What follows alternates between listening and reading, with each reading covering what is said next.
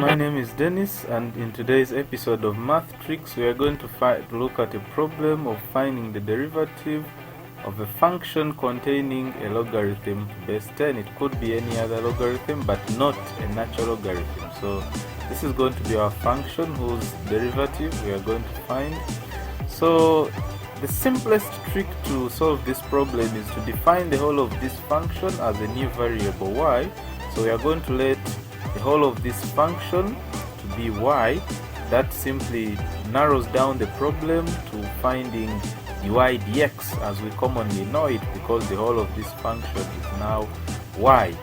So let y be equal to this function, and from the fundamental principles of logarithms we know that if I have logarithm of a number b to base a being equal to c, it follows that a to power c is equal to b.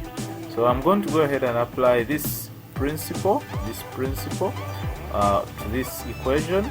So that means 10 to the power y is equal to this. That follows from this principle. 10 to the power y equals exponent x divided by cos 3x. That's our function here. Okay, then in order for me to find dy dx easily, because the whole of this variable, the whole of this is now y, so in order for me to find dy dx, I'm going to need to have y as the subject of the formula. I'm going to have to express the function in terms of y. So I introduce natural logarithms on both sides of this expression. So natural logarithm of 10 power y equals natural logarithm of exponent 3x, exponent x divided by cos 3x.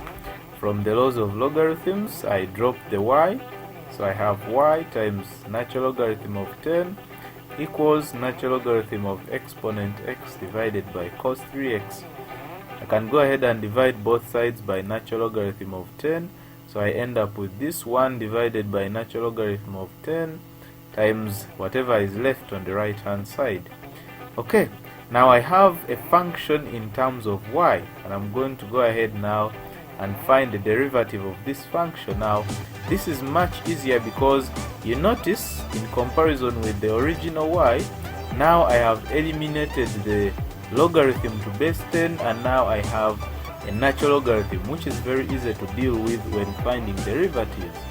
Also notice, in this problem 1 divided by natural logarithm of 10 is a constant, and so because it is a constant, I will not concentrate on it. I will only concentrate on finding the derivative of exponent x divided by cos 3x.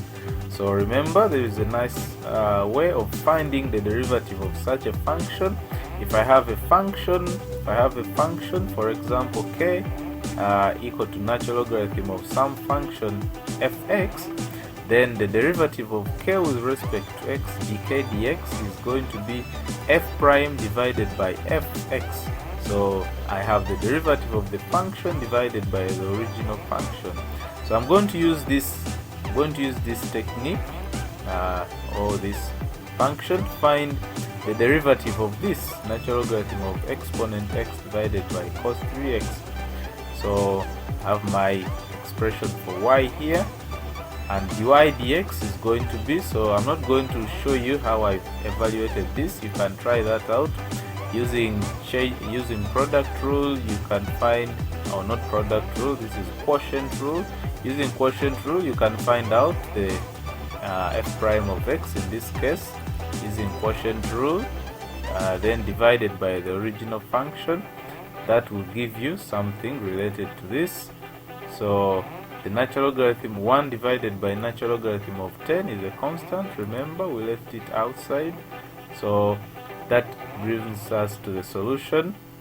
So can eliminate this. One of my students tried it out, and I had to write this to them as a correction. So we finally come up with dy dx equals 1 divided by natural logarithm of 10 times, if I divide this, we realize cos 3x and cos squared x, one of them cancels, so I have only cos 3x. Then I have cos 3x, exponent x remains down here, it cancels with this, so I don't have exponent x anymore. cos 3x divided by cos 3x is 1. 3 sin 3x divided by cos 3x is 3 tan x, and this is our value of dy dx. This is our derivative of the function that we had to find. Okay, thanks for watching this video. As you can see, this trick is very easy for finding the derivative of a function containing a logarithm that is not a natural logarithm. The first thing you have to do is to introduce a natural logarithm in this expression, so that you don't want to have to deal with such an expression. It becomes very complicated, but if you use this technique or this trick, then the problem becomes simpler. Thank you for watching again. Please subscribe to this channel. Also hit the notification button so that you're informed every time we upload new videos. Comment below and help us improve this series. Thank you so much.